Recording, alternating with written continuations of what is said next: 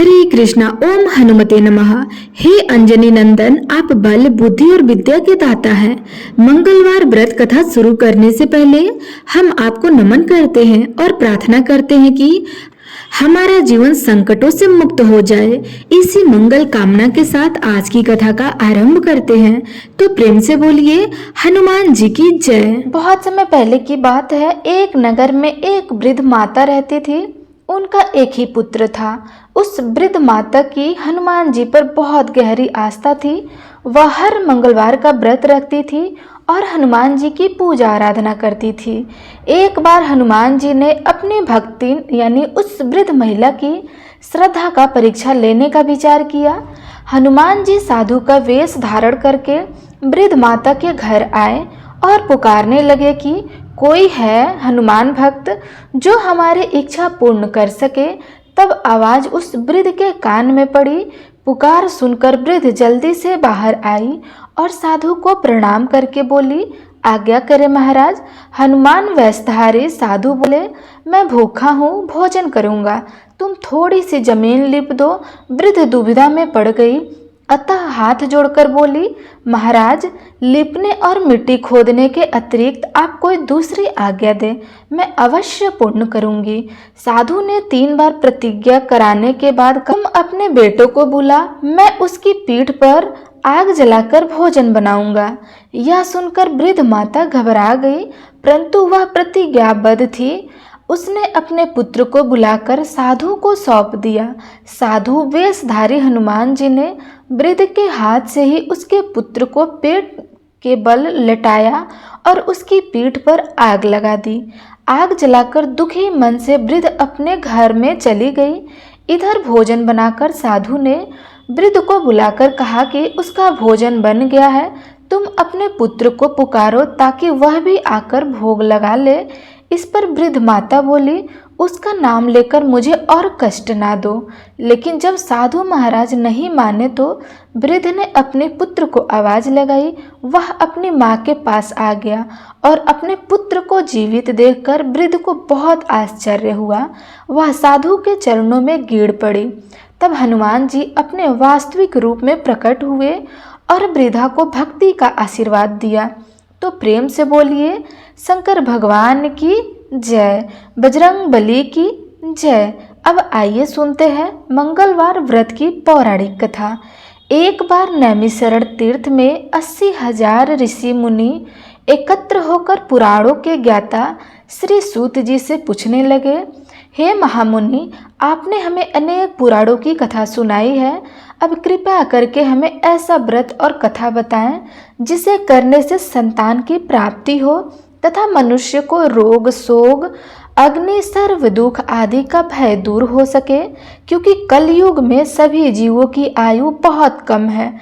फिर इस पर उन्होंने रोग चिंता के कष्ट लगे रहेंगे तो फिर वही हरि श्री चरणों में अपना ध्यान कैसे लगा सकेगा। श्री सूत जी बोले, हे मुनि, आपने लोक कल्याण के लिए बहुत ही उत्तम बात पूछी है। एक बार युधिष्ठिर ने भगवान श्री कृष्ण से लोक कल्याण के लिए यही प्रश्न किया था। भगवान श्री कृष्ण और युधिष्ठिर का संवाद तुम्हारे सामने कहता हूँ, ध्यान पूर्वक सुनो। एक समय पांडवों की सभा में श्री कृष्ण जी बैठे हुए थे। तब युधिष्ठिर ने भगवान श्री कृष्ण से प्रश्न किया, हे प्रभु नंद गोविंद, आपने मेरे लिए अनेकों कथाएं सुनाई हैं। आज आप कृपा करके ऐसा व्रत का या कथा सुनाइए जिसके करने से मनुष्य को रोग चिंता का भय समाप्त हो और उसको पुत्र की प्राप्ति हो। हे प्रभु, बिना पुत्र जीवित व्यर्थ है। पुत्र के बिना मनुष्य नरकगामी होता है। पुत्र के बिना मनुष्य पितृ ऋण से छुटकारा नहीं पा सकता है और न ही उसका पुण्य नाम नरक में उद्धार हो सकता है। अतः पुत्रदायक व्रत बताएं। श्री कृष्ण भगवान बोले, राजन, मैं एक प्राचीन इतिहास सुनाता हूँ, आप उसे ध्यान पूर्वक सुनो। कुंडलपुर नामक एक नगर था। उसमें नंदा नामक एक ब्राह्मण रहता था। भगवान की कृपा से उसके पास सब कुछ था, फिर भी वह दुखी रहता था। इसका कारण यह था कि ब्राह्मण की स्त्री सुनंदा को कोई संतान नहीं थी। सुनंदा पतिव्रता थी, भक्ति पूर्वक श्री हनुमान जी की आराधना करती थी। मंगलवार के दिन व्रत करके अंत में भोजन बनाकर हनुमान जी की आराधना करती थी। मंगलवार के दिन व्रत करके अंत में भोजन बनाकर हनुमान जी को भोग लगाने के बाद स्वयं भोजन करती थी।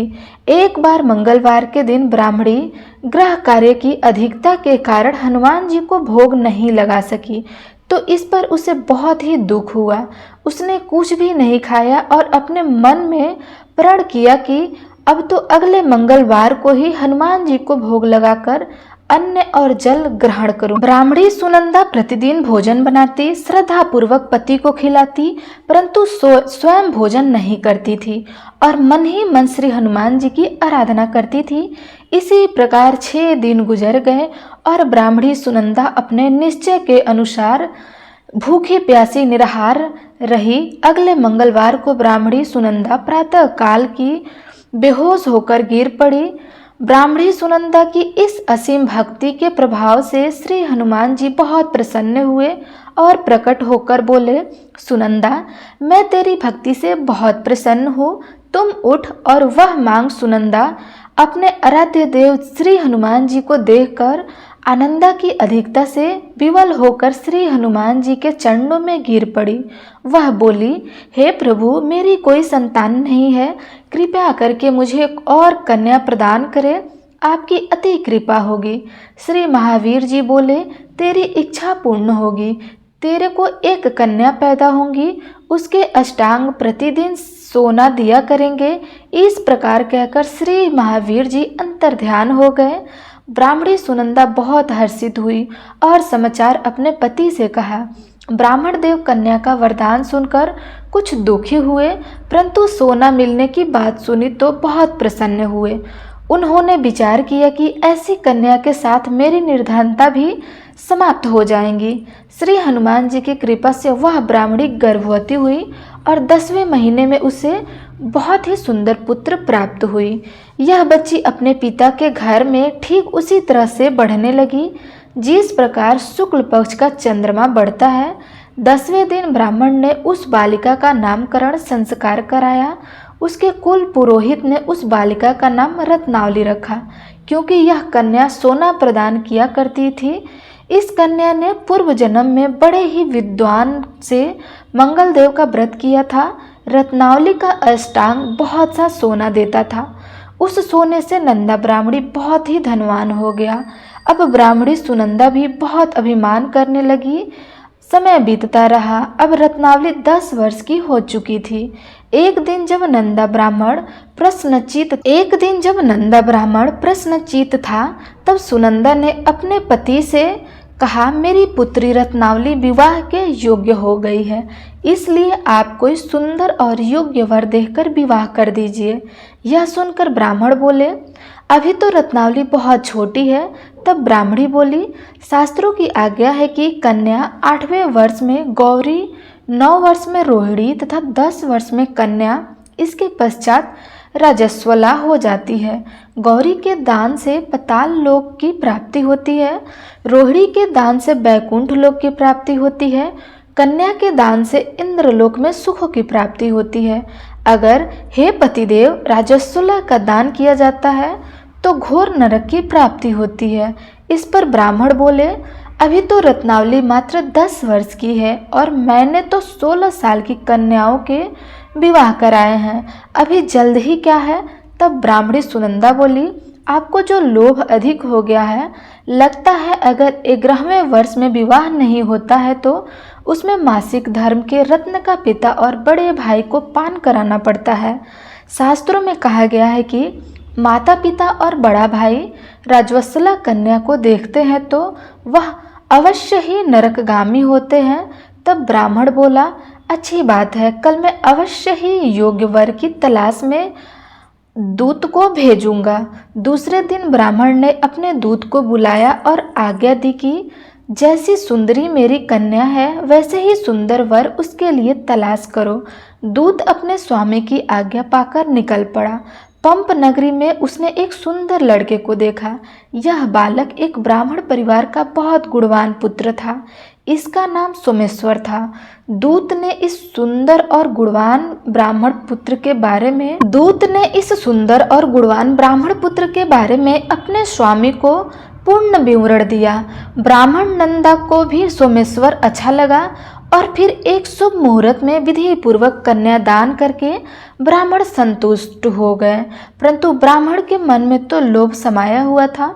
उसने कन्यादान तो कर दिया था, पर वह बहुत ही घिन्न था। उसने विचार किया कि रत्नावली तो अब चली जाएगी और मुझे इससे जो सोना मिलता था वह अब नहीं मिल पाएगा। मेरे पास जो धन था कुछ तो उसके विवाह में खर्च हो गया और जो शेष बचा था वह भी कुछ दिनों बाद समाप्त हो जाएगा। मैंने तो इसका विवाह करके बहुत बड़ी भूल कर दी है। अब कोई ऐसा उपाय हो कि रत्नावली मेरे घर में ही बनी रहे, अपनी ससुराल ना जाए। लोभ रूपी राक्षस ब्राह्मण के मस्तिष्क पर छाता जा रहा था। रात भर अपनी शैया पर बेचैनी से करवटें बदलते बदलते उसने एक बहुत ही क्रूर निर्णय लिया। उसने विचार किया कि जब रत्नावली को उसका पति सोमेश्वर अपने घर के लिए ले जाने के लिए आएगा तो वह मार्ग में छिपकर सोमेश्वर का वध कर देंगे और अपनी लड़की को अपने घर ले आएंगे, जिससे नियमित रूप से उसे सोना भी मिलता रहेगा और समाज का कोई मनुष्य उसे दोष भी नहीं दे सकेगा। जब अगले दिन सुबह हुई तो नंदा और सुनंदा ने अपनी जमाई तथा लड़की को बहुत सारा धन देकर विदा किया। सोमेश्वर अपनी पत्नी रत्नावली को लेकर ससुराल से अपने घर की तरफ चल दिया। ब्राह्मण नंदा महालोभ के वशीभूत होकर अपनी मति खो चुका था। पाप पुण्य का उसे विचार नहीं था। अपने भयानक और क्रूर निर्णय को कार्य रूप देने के लिए उसने अपने दूत को मार्ग में अपनी जमाई का वध करने के लिए भेज दिया था, ताकि रत्नावली से प्राप्त होने वाला सोना उसे हमेशा मिलता रहे और वह कभी निर्धन ना हो। ब्राह्मण के दूत ने अपने स्वामी की आज्ञा का पालन करते हुए उसके जमाई सोमेश्वर का मार्ग में ही वध कर दिया। समाचार प्राप्त कर ब्राह्मण नंदा मार्ग में पहुंचा और रोती हुई अपनी पुत्री रत्नावली से बोला, हे पुत्री, मार्ग में लुटेरों ने पति का वध कर दिया है। हे भगवान की इच्छा के आगे किसी का वश नहीं चलता है। अब तो घर चल, वहां पर ही रहकर शेष जीवन व्यतीत करना। जो भाग्य में लिखा होता है वही होता है। अपने पति की अकाल मृत्यु से रत्नावली बहुत दुखी हुई। करुणा क्रंदन और रुदन करती हुई अपने पिता से बोली, हे पिताजी, इस संसार में जिस स्त्री का पति नहीं है उसका जीना व्यर्थ है। मैं अपने पति के साथ ही अपने शरीर को जला दूंगी और सती होकर अपने इस जन्म को, माता पिता के नाम को तथा सास ससुर के यश को सार्थक करूंगी। ब्राह्मण नंदा अपनी पुत्री रत्नावली के वचनों को सुनकर बहुत दुखी हुआ। विचार करने लगा कि मैंने व्यर्थ ही जमाई का वध करके पाप अपने सिर ले लिया है। रत्नावली तो इसके पीछे अपने प्राण तक देने को तैयार है। मेरा तो दोनों तरफ से मरण हो गया। धन तो अब मिलेगा नहीं। जमाई वध के पाप के फल स्वरूप यम यातना भुगतनी पड़ेगी। यह सोचकर वह बहुत ही दुखी हुआ। सोमेश्वर की चिंता बनाई गई।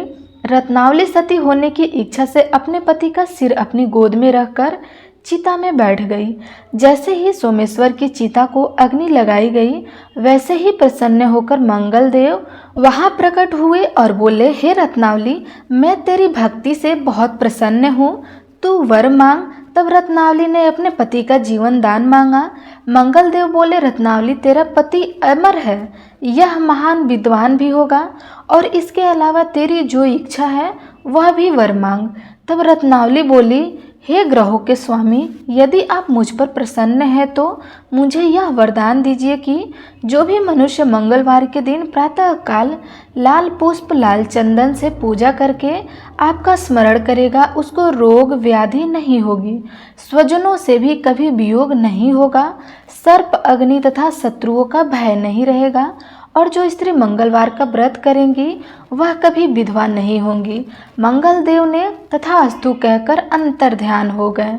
सोमेश्वर मंगल देव की कृपा से जीवित होकर रत्नावली अपने पति को पुनः प्राप्त कर बहुत प्रसन्न हुई और मंगल देव का व्रत प्रत्येक मंगलवार को करके व्रतराज और मंगल देव की कृपा से इस लोक में सुख ऐश्वर्य को भोगते हुए अंत में अपने पति के साथ स्वर्ग लोक को गए। तो आप सब प्रेम से बोलिए महावीर हनुमान जी की जय। आइए अब सुनते हैं राम नाम की महिमा।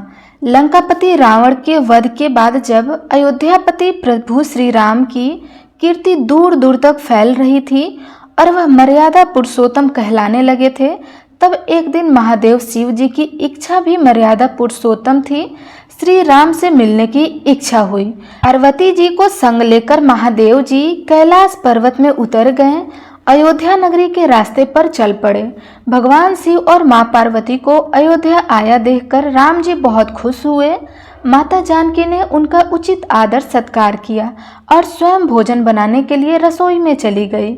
इस बीच भगवान शिव ने श्री राम जी से पूछा, आपके सेवक हनुमान जी दिखाई नहीं दे रहे हैं। तब श्री राम जी बोले, वे बगीचे में हैं। शिव जी ने श्री राम जी से बगीचे में जाने का अनुमति मांगी और पार्वती जी का हाथ थामकर बगीचे में आ गए। बगीचे की खूबसूरती देखकर उनका मन मोहित हो गया।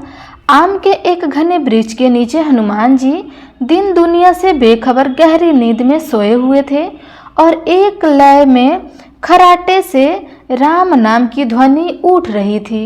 चकित होकर शिव जी और माता पार्वती जी एक दूसरे की ओर देखने लगे।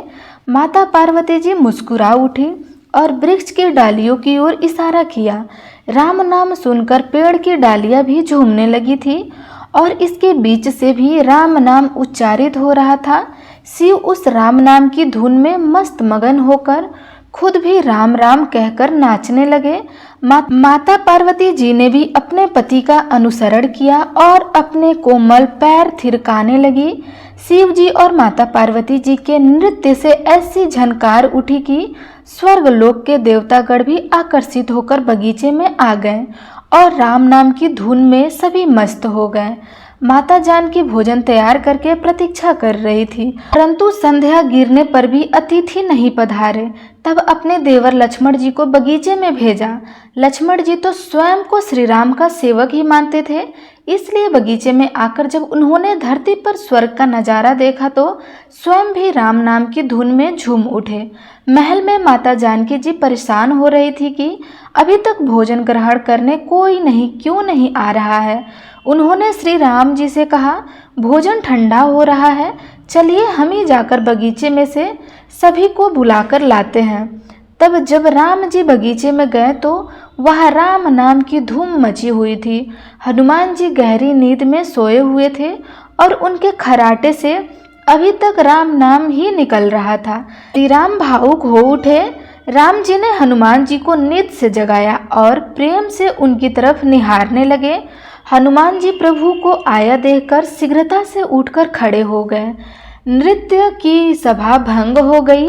शिव जी खुले कंठ से हनुमान जी की राम भक्ति की सहारा लगने लगे।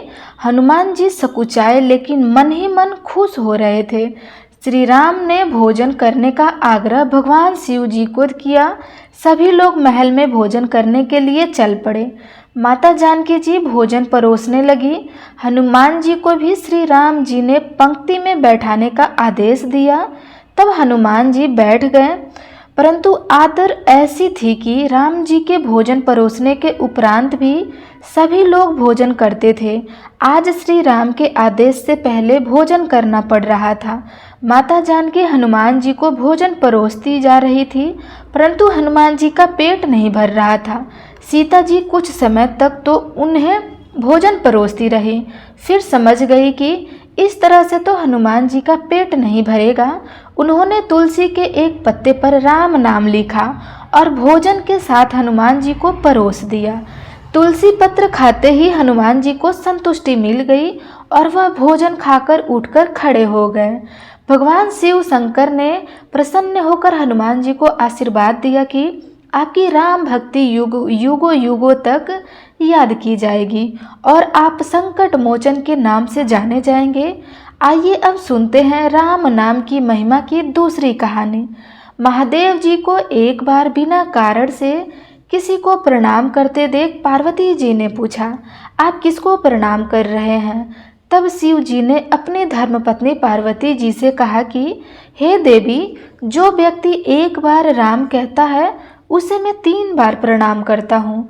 पार्वती जी ने एक बार शिव जी से पूछा, आप शमशान में क्यों जाते हैं और यह चिता की भस्म शरीर पर क्यों लगाते हैं? उसी समय शिव पार्वती जी को शमशान ले गए। वहां एक शव अंतिम संस्कार के लिए लाया गया था। लोग राम नाम सत्य है कहते हुए शव को ला रहे थे। शिव जी ने कहा कि देखो पार्वती, इस शमशान की ओर जब लोग आते हैं तो राम नाम का स्मरण करते हुए आते हैं और इस शव के निर्मित से कई लोग के मुख से मेरा अति प्रिय दिव्य राम नाम निकलता है। इसी को सुनने में शमशान में आता हूँ और इतने लोगों के मुख से राम नाम का जप करवाने में निमित्त बनने वाले इस शव को मैं सम्मान करता हूँ, प्रणाम करता हूँ और अग्नि में जलने के बाद उसकी भस्म को अपने शरीर पर लगा लेता हूँ।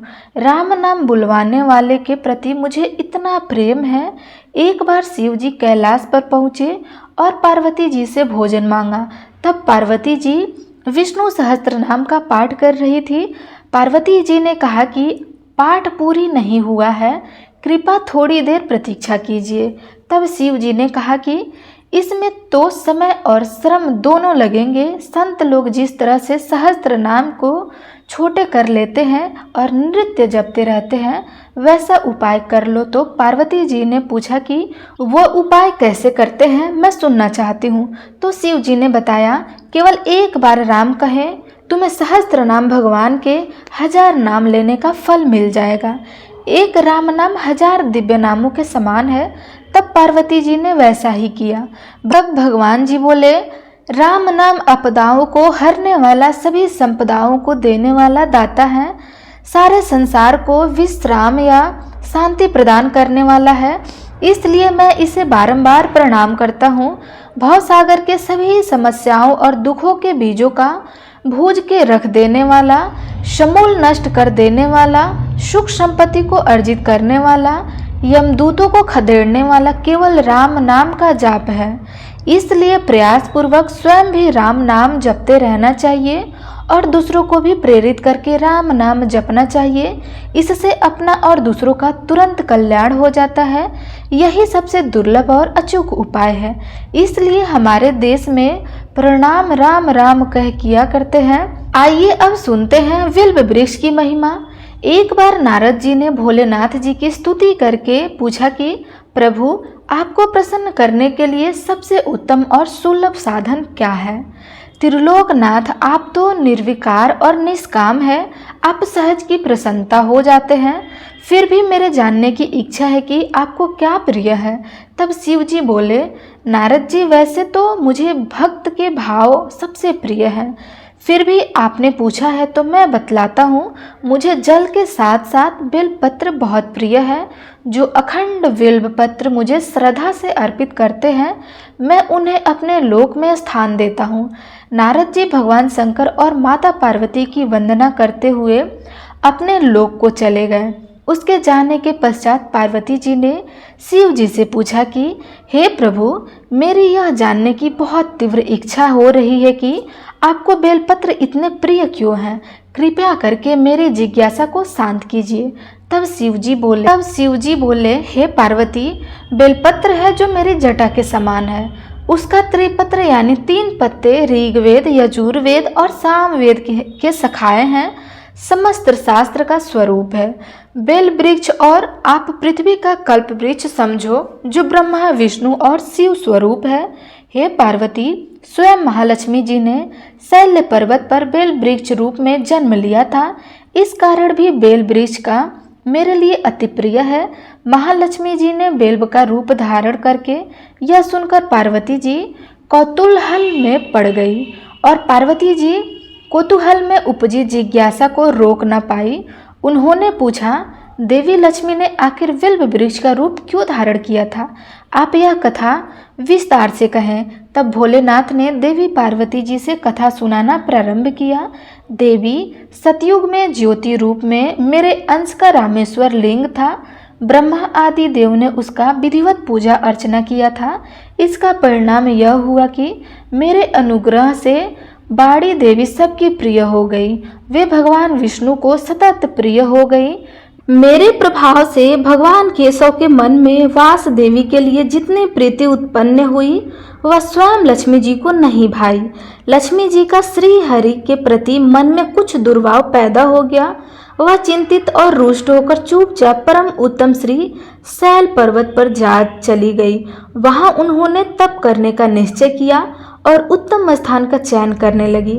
महालक्ष्मी ने उत्तम स्थान का निश्चय करके मेरे लिंग विग्रह की उग्र तपस्या प्रारंभ की। उनकी तपस्या कठोरतम होती जा रही थी। हे परमेश्वरी, कुछ समय के बाद महालक्ष्मी जी ने मेरे लिंग विग्रह से थोड़ा उधर्म में एक वृक्ष का रूप धारण कर लिया। अपने पत्तों और पुष्प द्वारा निरंतर मेरा पूजन करने लगी। इस तरह महालक्ष्मी जी ने लाखों वर्षों तक घोर आराधना की। अतः उन्होंने मेरा अनुग्रह प्राप्त हुआ। मैं वहां प्रकट हुआ और देवी के इस घोर तप की आकांक्षा पूछकर वर देने को तैयार हुआ। महालक्ष्मी जी ने मांगा कि श्री हरि के हृदय में मेरे भाव से वाग्देवी के लिए जो स्नेह हुआ है वह समाप्त हो जाए। तब शिव जी बोले, मैंने महालक्ष्मी जी को समझाया, श्री हरि के हृदय में आपके अतिरिक्त किसी और के लिए कोई प्रेम नहीं है। वे वाग्देवी के प्रति उनका प्रेम नहीं अपितु श्रद्धा है। यह सुनकर लक्ष्मी जी प्रसन्न हो गई और पुनः श्री विष्णु के हृदय में स्थित होकर निरंतर उनके साथ विहार करने लगी। हे पार्वती, महालक्ष्मी के हृदय का एक बड़ा विकार इस प्रकार दूर हो गया। इस कारण हरि प्रिय उस वृक्ष रूप में सर्वदा अतिशय भक्ति से भरकर यत्न पूर्वक मेरी पूजा करने लगी। हे पार्वती, इसी कारण विश्व का वृक्ष, उसके पत्ते, फल, फूल आदि मुझे बहुत प्रिय है। मैं निर्जन स्थान में बेल वृक्ष का आश्रय लेता हूँ। बेल वृक्ष को सदा सर्वतीर्थ में एक सर्वदेवमन मानना चाहिए। बेलपत्र, बेल वृक्ष, बेल फूल अथवा बिल्व काष्ठ के चंदन से जो मेरा पूजन करता है वह भक्त मेरा अति प्रिय हो जाता है। बेल वृक्ष को शिव के समान ही समझो।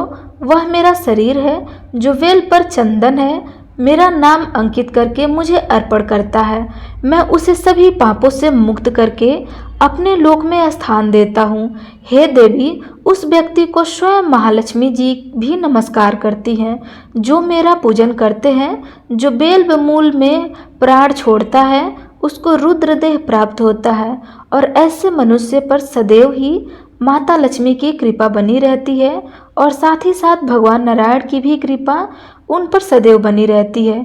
तो आप सब प्रेम से बोलिए, शंकर भगवान की जय, पार्वती मैया की जय। कोई भी इसका श्रवण करता है या जो इसे कहता है उसके सभी मनोरथ पूर्ण हो जाते हैं, इसमें कोई संदेह नहीं है। तो आप सब प्रेम से बोलिए, मंगला गौरी माता की जय।